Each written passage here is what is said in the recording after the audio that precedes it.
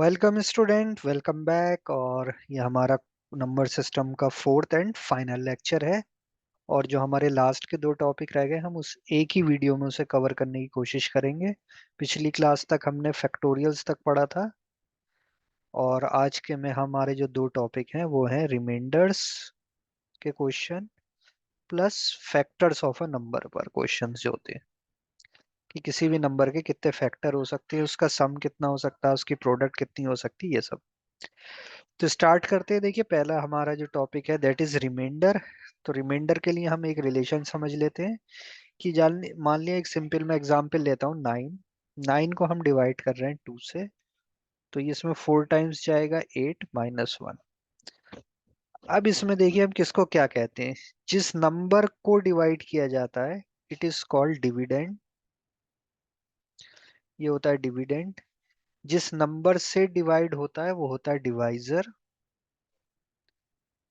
जितने टाइम्स वो उसके अंदर डिवाइड होता है दैट इज क्वोशिएंट। और जो ये लास्ट में बचता है that is known as remainder. तो हमारे पास ये रिलेशन होती है, dividend is equal to divisor into quotient. यानी हम लिख सकते हैं 9 इक्वल टू 2 × 4 + 1। तो जिसमें से इंपॉर्टेंट पॉइंट आपको याद रखना है दैट इज कि जो रिमाइंडर होता है, रिमाइंडर की वैल्यू होती है 0 से लेके, अगर कंप्लीटली डिवाइड करता है डिवाइजर डिविडेंड को तो रिमाइंडर होता है 0। 0 टू लास्ट तक जो जा सकता है, यानी मैक्सिमम वैल्यू जो रिमाइंडर की हो सकती है वो होती है जो भी डिवाइजर होगा, डिवाइजर -1। यानी अगर हम 2 से डिवाइड कर रहे हैं तो 0 to 1 हो सकता है। यानी अगर हम किसी नंबर को डिवाइड कर रहे हैं 7 से, यानी ये मान लो अगर डिवाइजर है हमारे पास 7, तो रिमाइंडर की वैल्यू हो सकती है 0 to 6। तो यानी रिमाइंडर 0 हो सकता है मिनिमम, और मैक्सिमम हो सकता है हमेशा डिवाइजर से कम। कभी भी डिवाइजर के बराबर या उससे बड़ा नहीं होगा। अब देखिए, अगर हमें रिमाइंडर निकालना है कुछ basic mathematical operation, basic mathematical operation का मतलब है अगर उसमें एडिशन, सब्ट्रैक्शन, मल्टीप्लिकेशन या फिर एक्सपोनेंट वाले केसेस है तो हम यूज कर सकते हैं। डिवीजन में यूज नहीं होता है। तो एक्सेप्ट डिवीजन हम इसको यूज कर सकते हैं। जैसे सिंपल क्वेश्चन क्या दे रखा है हमारे पास, हम एग्जाम्पल ले रहे हैं कि 1237 इंटू 1239 -1241। इसे इसको हम पूरे ऑपरेशन को डिवाइड कर रहे हैं किससे, 4 से, और हमें बताना है रिमाइंडर कितना होगा। तो रिमाइंडर निकालने के लिए हमें पूरे नंबर को मल्टीप्लाई करने की जरूरत नहीं, हम इसमें क्या करेंगे, इंडिविजुअली अलग अलग रिमाइंडर निकालेंगे। 1237 को 4 से डिवाइड करेंगे तो रिमाइंडर क्या होगा, 1239 को 4 से डिवाइड करेंगे तो रिमाइंडर क्या होगा, और 1241 को 4 से डिवाइड करेंगे तो रिमाइंडर क्या होगा। तो देखिए, रिमाइंडर हमने 4 की एक प्रॉपर्टी पढ़ी थी। तो देखिए, इस तरीके से जो हम बेसिक चीजें पढ़ते हैं वो कहाँ यूज होते हैं। 4 से अगर हमें डिविजिबिलिटी देखनी है या रिमाइंडर देखना है तो सिर्फ लास्ट के दो डिजिट्स को देखते हैं। यदि 37 को 4 से डिवाइड करोगे तो रिमाइंडर होगा 1। 39 को 4 से डिवाइड करोगे तो रिमाइंडर होगा 3। 41 को 4 से डिवाइड करोगे तो रिमाइंडर होगा 1। तो अगर पूरे नंबर को भी हम 4 से डिवाइड करें तो सेम रिमाइंडर आएगा। यानी हमने इसका अलग अलग रिमाइंडर निकाल लिया। तो अब हम लिख सकते हैं 1 इंटू वही जो मैथमेटिकल ऑपरेशन है उसी को हमें सेम रखना है, चेंज इसमें कुछ नहीं करना है। तो यानी 3 - 1 यानी कि 2। तो इस पूरी मल्टीप्लीकेशन करने की जरूरत नहीं है, हम सीधे आंसर बता सकते हैं इसका रिमाइंडर होगा 2। तो ये कॉन्सेप्ट होता है रिमाइंडर का। तो जहां भी एडिशन, मल्टीप्लिकेशन, सब्ट्रैक्शन आ रहा है, एक्सपोनेंट आ रहा है, हम यूज कर सकते हैं। जैसे नेक्स्ट में क्वेश्चन आपको दिखा देता हूँ। 482 का स्क्वायर -239 +10241 क्वेश्चन ये है कि अगर इसे हम 5 से डिवाइड करें तो रिमाइंडर क्या होगा। तो हम इंडिविजुअली बात करते हैं। 482 को अगर हम 5 से डिवाइड करें तो रिमाइंडर क्या होगा? तो जब 5 होता है तो लास्ट डिजिट से हमें पता चल जाता है ये 2 होगा। 239 को 5 से डिवाइड करेंगे तो रिमाइंडर क्या होगा? तो लास्ट डिजिट 9 है, और रिमाइंडर कभी भी डिवाइजर से बड़ा नहीं हो सकता, तो हम इसको कह देंगे 4। 9 माइनस 5 4। 10241 डिवाइड बाई 5, तो रिमाइंडर होगा लास्ट डिजिट से 1। अब हम इसी को इसमें पुट कर देंगे विथ सेम ऑपरेशन। तो पहले वाले का रिमाइंडर था 2, तो 2 स्क्वायर, फिर माइनस साइन, इसका रिमाइंडर था 4, तो 4, और इस प्लस के साथ इसका रिमाइंडर था लास्ट वाले का 1। तो देखिए कि हमारे पास कितना आ गया, 2 स्क्वायर इज 4, 4 माइनस 4 प्लस 1, ये कैंसिल, यानी रिमाइंडर की वैल्यू है 1। तो ये पूरी मैथमेटिकल ऑपरेशन की कोई जरूरत नहीं, हम इसका सीधे आंसर बता सकते हैं क्या होगा, 1। तो ये कॉन्सेप्ट है रिमाइंडर का। अब ऐसी सिचुएशन भी आ सकती है, दो हम उसके केसेस जो हमें पता होने चाहिए। यहाँ तो सिंपल आंसर आ रहा था कि रिमाइंडर जो था 0 से बड़ा आ रहा था और डिवाइजर से छोटा आ रहा था, लेकिन इसका कुछ अलग केसेस एक्सेप्शन हो सकते हैं। तो पहला है remainder greater than divisor, divisor से बड़ा रिमाइंडर आ जाए तो क्या करोगे? जैसे वो कह रहे हैं 17 cube plus 18 cube divided by 7, तो बताओ रिमाइंडर क्या होगा? तो हम वही लॉजिक लगाएंगे, 17 को 7 से डिवाइड करेंगे तो रिमाइंडर क्या आएगा, 3। 18 को 7 से डिवाइड करेंगे तो रिमाइंडर आएगा 4। जब इसमें हम रखेंगे तो ये हो जाएगा 3 क्यूब प्लस 4 क्यूब। तो 3 क्यूब इज 27, 4 क्यूब इज 64, यानी हमारे पास आ रहा है 91। अब रिमाइंडर देखिए कभी भी 91 नहीं हो सकता, क्योंकि डिवाइड किससे कर रहा है, 7 से। तो जब भी ऐसी सिचुएशन आएगी कि डिवाइजर से बड़ा रिमाइंडर मिल रहा है, तो हम उसे फर्दर फिर से डिवाइड कर सकते हैं और देखते हैं क्या रिमाइंडर आएगा। तो 13 7 जा 91 पूरा पूरा डिवाइड हो रहा है, यानी रिमाइंडर होगा 0। इसका मतलब 17 क्यूब प्लस 13 क्यूब क्या है, कंप्लीटली डिविजिबल है 7 से। तो हम ये कर सकते हैं इसमें। तो जब भी रिमाइंडर से बड़ा डिवाइजर आएगा तो हम उसे माइनस करते चले जाएंगे, और अगर निगेटिव रिमाइंडर आएगा तो क्या करेंगे,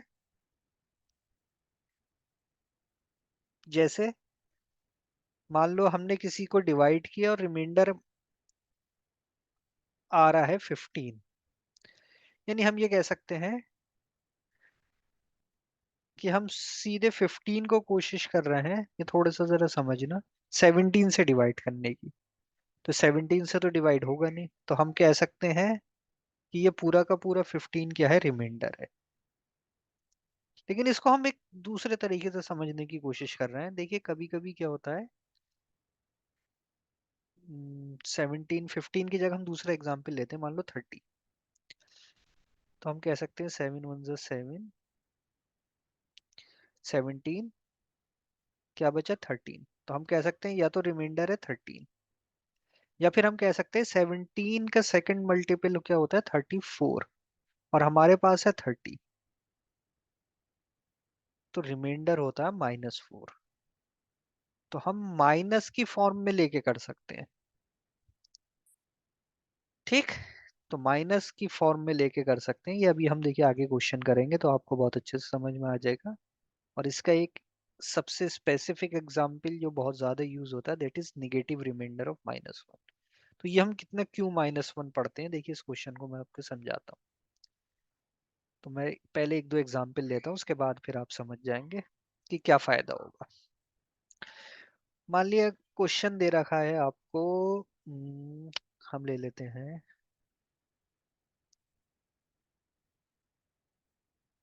5 raised to the power 35 divide by 4, तो रिमाइंडर क्या होगा? देखिए अगर हम 5 को अलग कर लें 4 से रिमाइंडर, तो क्या आ जाएगा 1। अब 5 raised to the power 35 का मतलब है 5 × 5 × 5 मल्टीप्लाई हो रहा है, कितने टाइम्स मल्टीप्लाई हो रहा है, 35 टाइम्स। और इस पूरे को हम किससे डिवाइड कर रहे हैं, 4 से, और हमें बताना है रिमाइंडर। तो जब हमने 5 का अलग रिमाइंडर निकाल लिया 1, तो अब सबका रिमाइंडर कितना है? One one one one one. तो वन कितनी बार भी मल्टीप्लाई हो, आंसर क्या होगा? वन। यानी हमें सीधे सीधे आंसर मिल जाएगा वन। इसको हम एक जनरलाइज करके मैं एक फार्मूला आपको बताने जा रहा हूँ, दो याद रखिएगा। अगर कभी भी इस फॉर्म में वैल्यू दी होती है कि जो न्यूमरेटर में है वो डिनोमिनेटर से एक बड़ा है और आपसे पूछ रहा है रिमाइंडर क्या होगा, तो हमेशा आंसर होगा वन। ऑलवेज आंसर होगा वन, कुछ नहीं सोचना आपको। 100 raise to power 55 divide by 99, remainder क्या होगा? One. 18 raise to the power 6600 मान लो, डिवाइड बाई 17, रिमाइंडर होगा तो आंसर होगा वन। ठीक। 23 raise to the power 23 divide by 22, remainder क्या होगा? One. 2024 raise to the power 2024 divide by 2023, remainder क्या होगा? वन।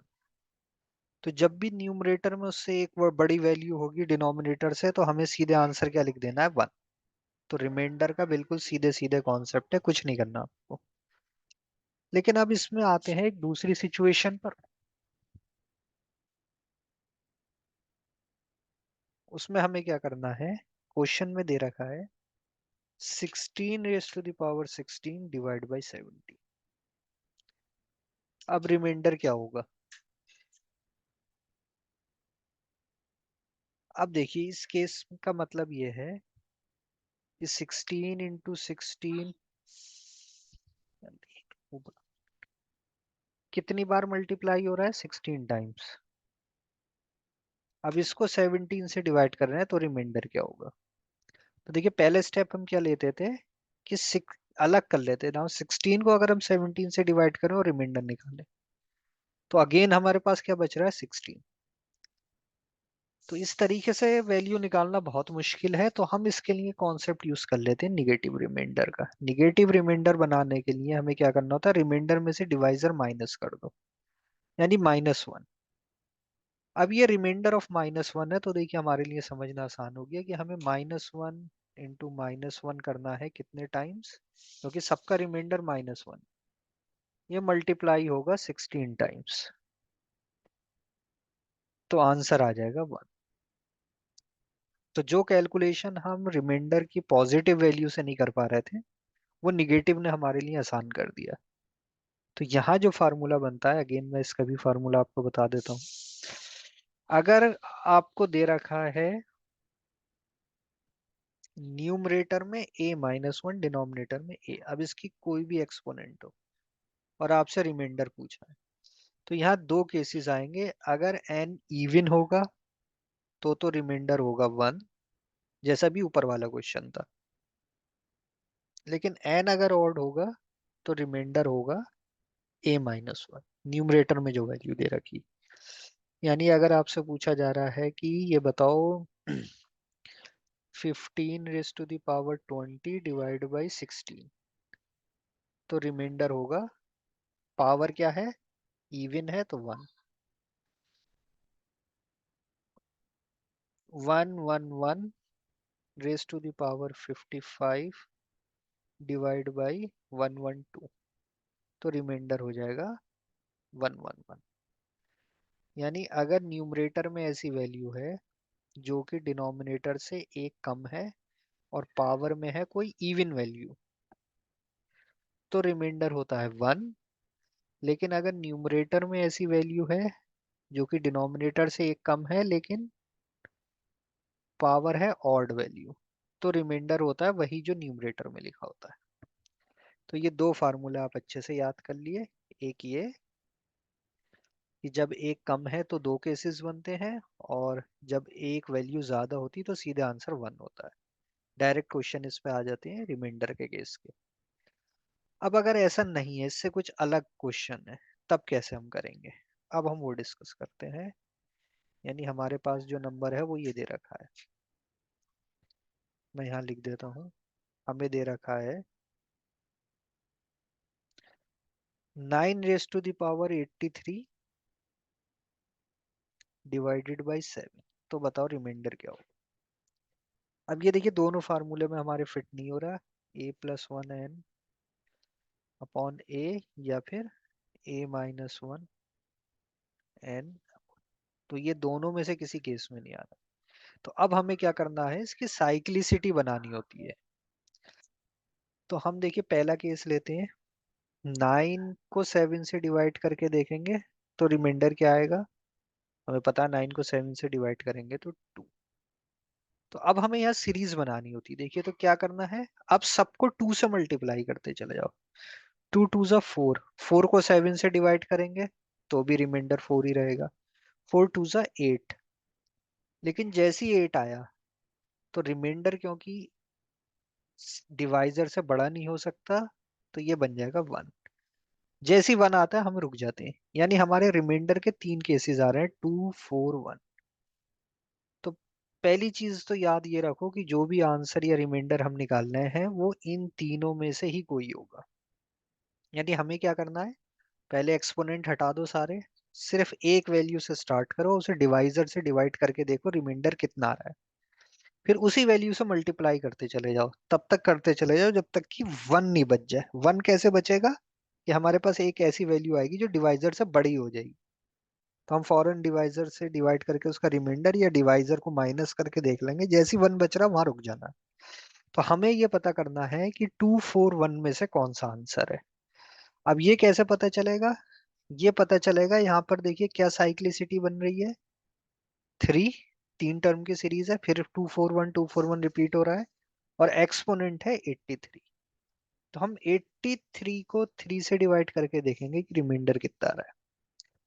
तो 3 से हमने पढ़ा था कि हमें ऐड कर देते हैं डिजिट्स को, 8 + 3 11, 11 को 3 से डिवाइड करेंगे तो 2। तो इसका मतलब है सेकंड टर्म, यानी कि 4। तो इसका आंसर होगा 4। ये आंसर होता है। और एक दो क्वेश्चन करते हैं, आपको क्लियर हो जाएगा। देखिए ये दे रखा है, मान लिया 28 raised to the power,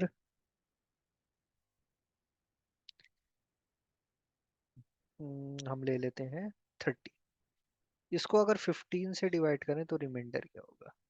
तो पहला काम क्या है, सारे एक्सपोनेंट पावर हटा के 28 को अगर 15 से करें तो रिमाइंडर कितना होगा। तो आएगा 13। यानी अब जितनी भी वैल्यूज आएंगी उसको 13 से मल्टीप्लाई करो। 13 13 ज़ा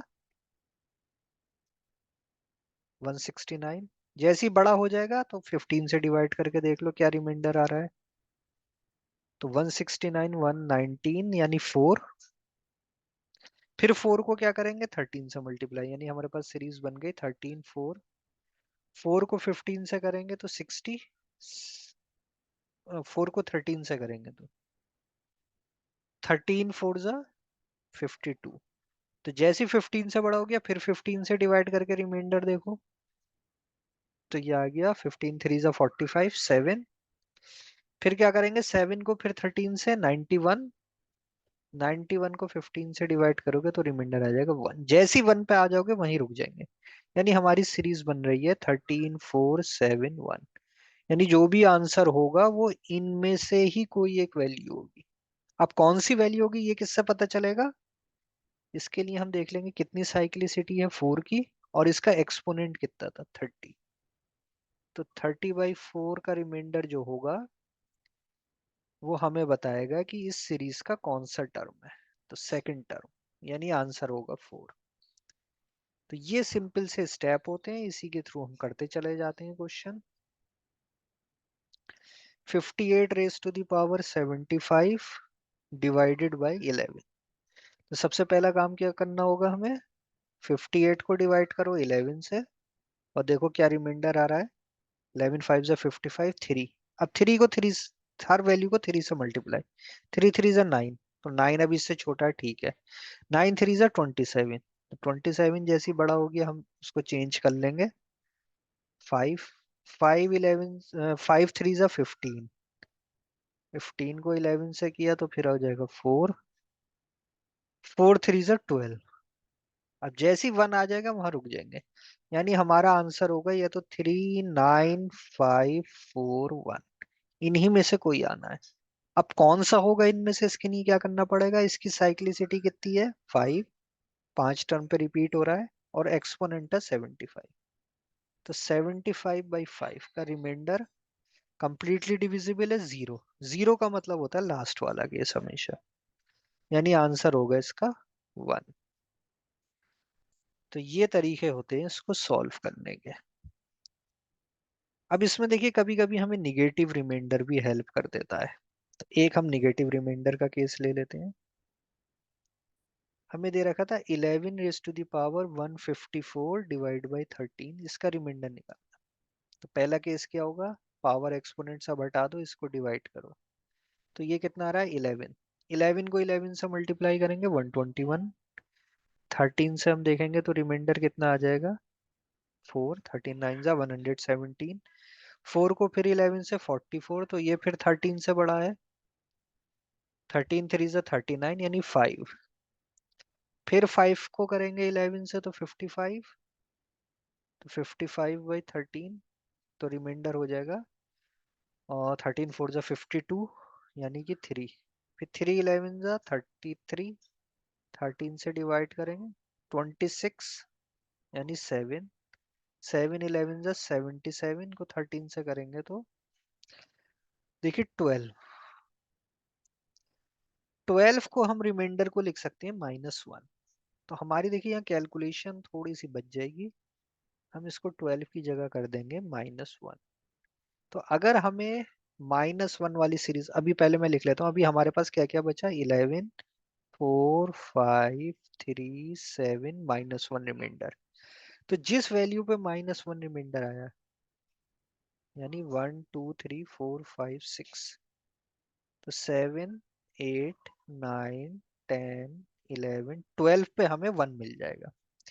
यानी अगर -1 तक हम पहुंच सकते हैं यहाँ 6 पे, तो हमें पता है इसकी पूरी साइक्लिसिटी होगी 12, यानी साइक्लिसिटी होगी 12। अब इसका कौन सा टर्म होगा, तो हम क्या करेंगे 154/12 और रिमाइंडर देख लेंगे कितना आ रहा है। 12 12 जा 44 यानी 10th टर्म। तो हम इसको सॉल्व कर लेंगे। तो ये हमें हेल्प कर देता है निगेटिव रिमाइंडर। और इसका एक और वेरिएशन क्या हो सकता है,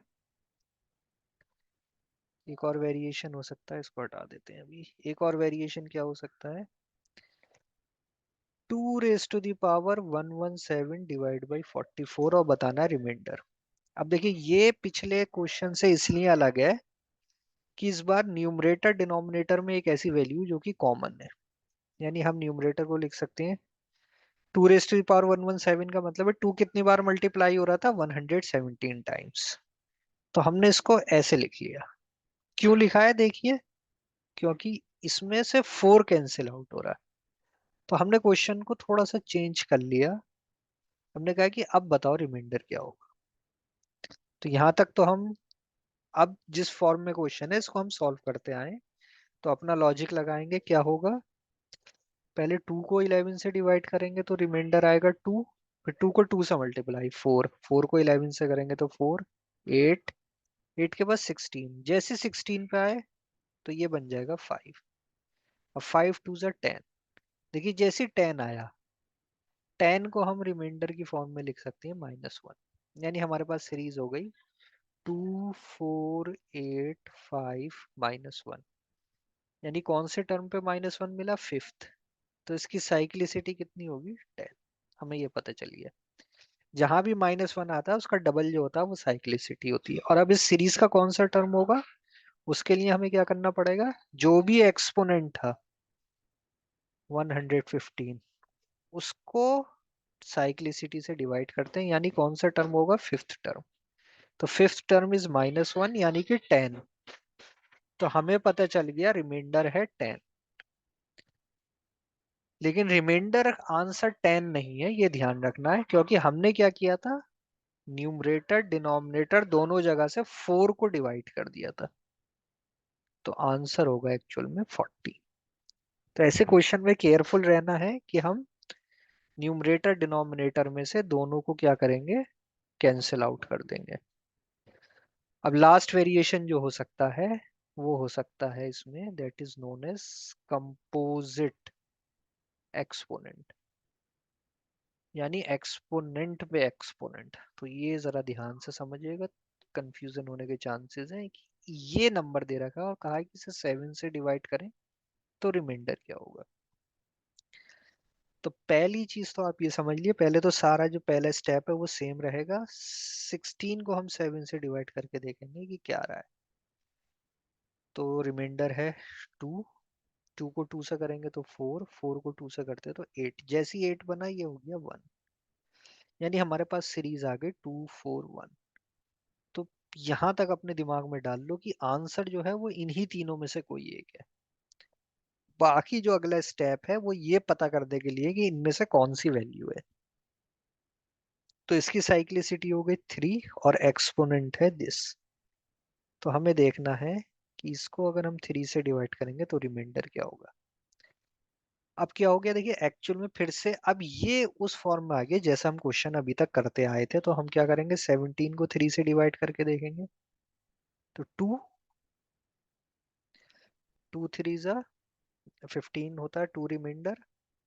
तो 2 रिमाइंडर को 2 से मल्टीप्लाई करेंगे 4, 4 बन जाएगा 1, यानी 2 या 1, यानी या तो सेकंड टर्म है या फर्स्ट टर्म है, थर्ड तो नहीं हो सकता। 2 या 1 का मतलब है या तो फर्स्ट टर्म है या सेकंड टर्म है। अब इनमें से कौन सा है ये पता करने के लिए हमें एक बार और स्टेप लगाना पड़ेगा।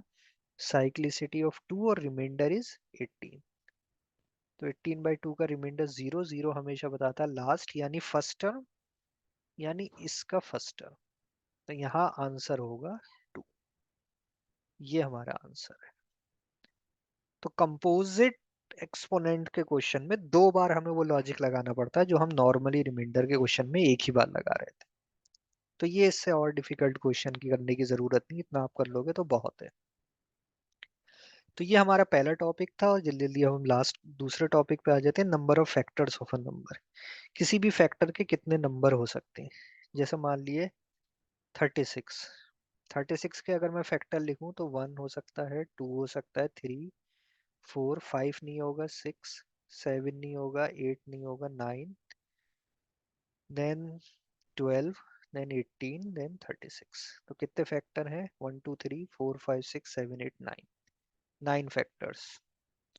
72 की बात करें तो देखिए क्या होगा, 1 होगा, 2 होगा, 3 4 6 8 9 देन 12 देन 18 देन 24 देन 36 72। कितने फैक्टर हैं, 4 और 4 8, 12 फैक्टर्स।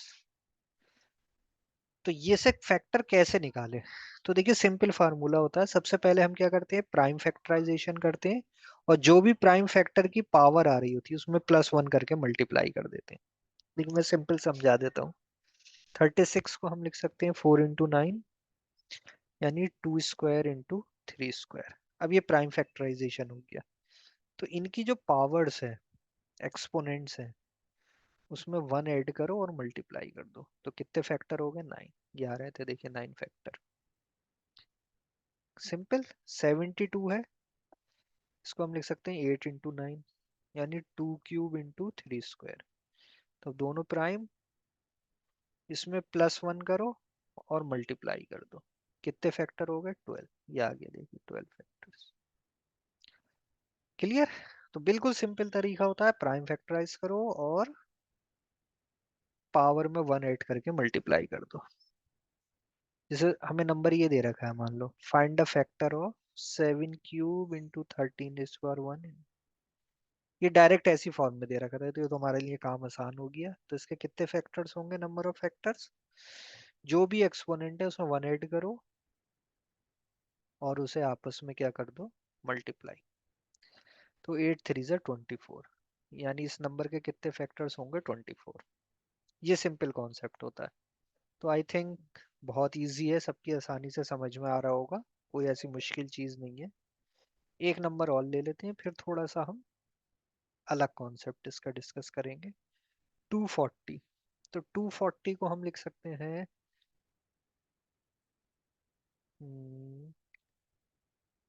24 into 10, इसे हम लिख सकते हैं 8 into 3 into 2 into 5।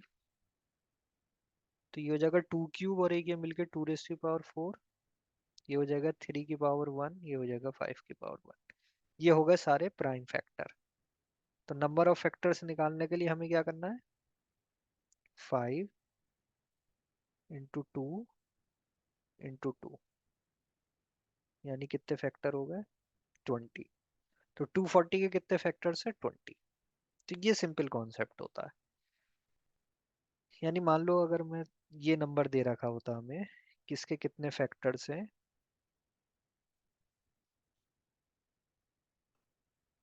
इसके कितने फैक्टर्स होंगे, तो हमें क्या करना होगा, सिंपल 8 into 5 into 4, 40 into 4, यानी कितने फैक्टर हैं टोटल, 160 फैक्टर्स। 160 फैक्टर्स। तो 160 फैक्टर्स के लिए टोटल फैक्टर्स हैं ये, टोटल फैक्टर्स हैं। अब इसमें से कितने ऑड हैं कितने इवन हैं, तो सिंपल देखिए, हम हमेशा टोटल में पहले निकालते हैं ऑड फैक्टर्स। तो देखिए प्राइम नंबर्स में सिर्फ 2 अकेला इवन प्राइम नंबर होता है, ये याद रखिए।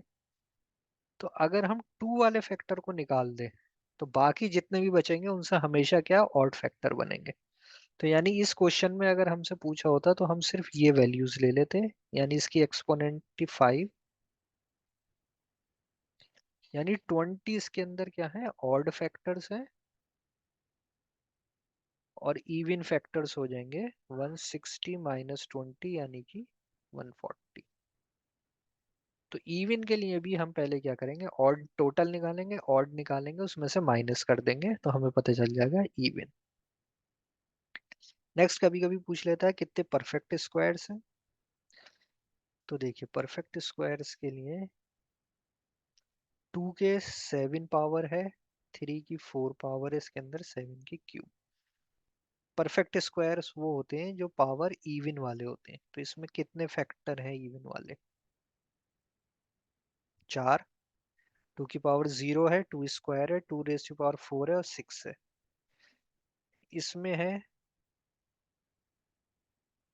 3, 7 क्यूब में कितने हैं, 2। तो टोटल नंबर ऑफ फैक्टर्स जो कि परफेक्ट स्क्वायर होंगे ये हो जाएंगे 24 फैक्टर्स।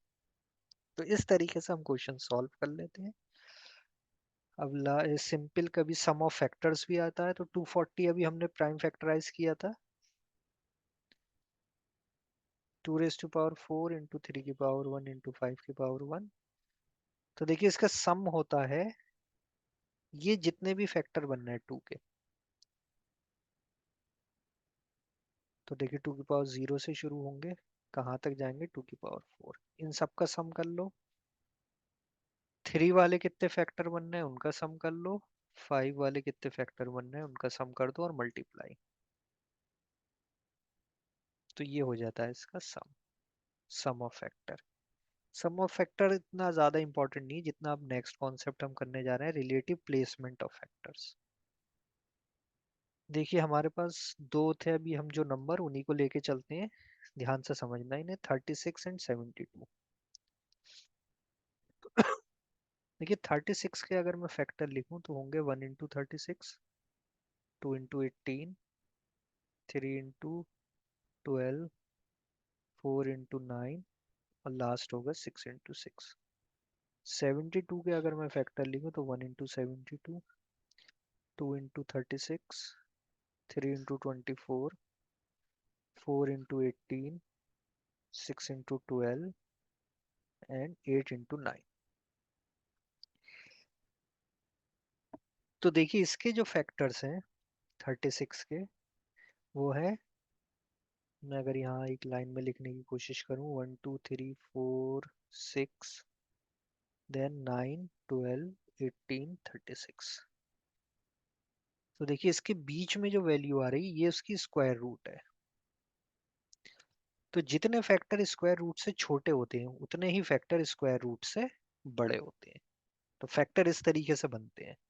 अगर देखिए 72 के मैं फैक्टर लिखूं, 1 2 3 4 6 8 9 12 18 36 24 और 72। तो छह फैक्टर देखिए इसकी स्क्वायर रूट अगर हम निकालेंगे 72 की, क्योंकि ये परफेक्ट स्क्वायर नहीं है तो 8 और 9 के बीच में कुछ आएगी। तो उससे छोटे छह फैक्टर हैं और उससे बड़े छह फैक्टर हैं। यानी स्क्वायर रूट बिल्कुल हमेशा बीच में होती है, उससे पहले जितने फैक्टर होते हैं उसके बाद उतने फैक्टर होते हैं। और थोड़ी सी अगर हम यहाँ पे और ध्यान दें तो हम ये समझ जाएंगे कि अगर कोई भी परफेक्ट स्क्वायर है तो परफेक्ट स्क्वायर के हमेशा ऑड नंबर ऑफ फैक्टर्स होंगे। जैसे यहाँ पे देखिए 36 है तो इसके कितने फैक्टर्स हैं? 9 टोटल, क्योंकि एक फैक्टर रिपीट होगा अगर परफेक्ट स्क्वायर है। और अगर परफेक्ट स्क्वायर नहीं है, नॉन परफेक्ट स्क्वायर है, तो उसके हमेशा होंगे इवन नंबर ऑफ फैक्टर्स। जैसे कि यहाँ पे 72 है, ये देखिए इसके कितने फैक्टर्स आ रहे हैं, हमेशा पेयर बन के आएंगे, 12 फैक्टर्स। तो अगर किसी नंबर के इवन नंबर ऑफ फैक्टर है यानी वो परफेक्ट स्क्वायर हो ही नहीं सकता। जिस नंबर के ऑड नंबर ऑफ फैक्टर हैं तो वो परफेक्ट स्क्वायर होगा। अब लास्ट इसी पे जैसे 240 इज प्रोडक्ट। तो देखिए अभी हम जैसे 36 की बात कर रहे थे या 72 की बात कर रहे थे, तो हमेशा जो स्क्वायर रूट थी वो कहाँ पर थी? बीच में थी। स्क्वायर रूट से पहले जितने फैक्टर्स थे उसके बाद में उतने फैक्टर्स है।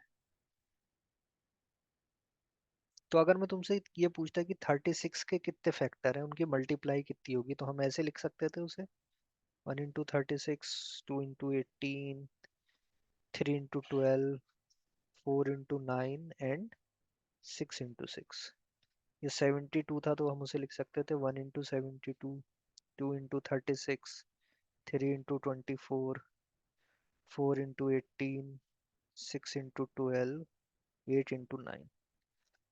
तो अगर मान लो मैं 72 से ही शुरू कर रहा हूँ, इसके सारे फैक्टर्स की मल्टीप्लाई करें तो क्या होगा? 1 into 2 into 3 into 4, ये सब आपस में मल्टीप्लाई होंगे और फिर ये सारे मल्टीप्लाई। तो हम अगर दो दो पेयर बना ले तो इसकी प्रोडक्ट भी 72, इसकी प्रोडक्ट भी 72, इसकी प्रोडक्ट भी 72, इसकी प्रोडक्ट भी 72। तो 72 कितनी बार मल्टीप्लाई हो रहा होगा? कितनी बार मल्टीप्लाई होगा ये? 6 टाइम्स। यानी जितने फैक्टर होते हैं डिवाइड बाई 2 टाइम्स। यहाँ भी यही हो रहा होगा, देखो 36, 36, 36, 36। और क्योंकि 6 दो बार नहीं एक ही बार आएगा फैक्टर, तो ये क्या हो जाएगा? 36 की पावर 1/2। तो यहाँ 36 कितनी बार मल्टीप्लाई हो रहा है? 9/2। यहाँ 72 कितनी बार मल्टीप्लाई हो रहा है? 12/2। यानी अगर हमें क्वेश्चन में पूछा प्रोडक्ट ऑफ फैक्टर ऑफ 240, तो हमें क्या करना है? पहला काम होगा प्राइम फैक्टराइज, फिर हम निकालेंगे उसके नंबर ऑफ फैक्टर्स कितने होते हैं। नंबर ऑफ फैक्टर्स कितने आएंगे? सब में 1 ऐड कर दो एक्सपोनेंट में और मल्टीप्लाई 20। तो product of all factors of a number, किसी भी नंबर के प्रोडक्ट कर देंगे, फैक्टर की वैल्यू होती है वो जो नंबर है एक्चुअल में, जैसे यहाँ क्वेश्चन में था 240, और उसके जितने भी फैक्टर्स हैं डिवाइड बाई 2। चाहे वो ऑड हो या इवन हो, मतलब वो चाहे नंबर परफेक्ट स्क्वायर हो या नहीं हो, फार्मूला यही रहेगा, नंबर उसके फैक्टर्स डिवाइड बाई 2। तो वो सारी प्रोडक्ट हो जाएगी। तो ये हमारा नंबर सिस्टम का चैप्टर था, उसके कॉन्सेप्ट्स थे। अगली क्लास में हम डिस्कस करेंगे HCF LCM। और HCF LCM के जो भी आपके, बहुत अच्छा टॉपिक है, सिंपल है अंडरस्टैंडिंग, और क्वेश्चन आते हैं और अगले कई चैप्टर में यूज हो गए। तो इसके लिए चैप्टर नोट्स और प्रैक्टिस शीट, तो ये मैं टेलीग्राम चैनल पे अपलोड कर दूंगा, वहां से जाके आप इसे डाउनलोड कर सकते हैं। और कोई चार्जेस नहीं है, सारी जो जितनी भी क्लासेस हैं नोट्स है सब फ्री है आपके लिए। तो ज़रूर ज्वाइन किएगा ये टेलीग्राम चैनल, और आपको कोई भी सजेशन कमेंट हो तो ज़रूर कमेंट बॉक्स में बताएं। और इस चैनल को लाइक और सब्सक्राइब कर लिए ताकि आपके साथ ये वीडियोस टाइम पे शेयर हो सके। तो थैंक यू फॉर वॉचिंग।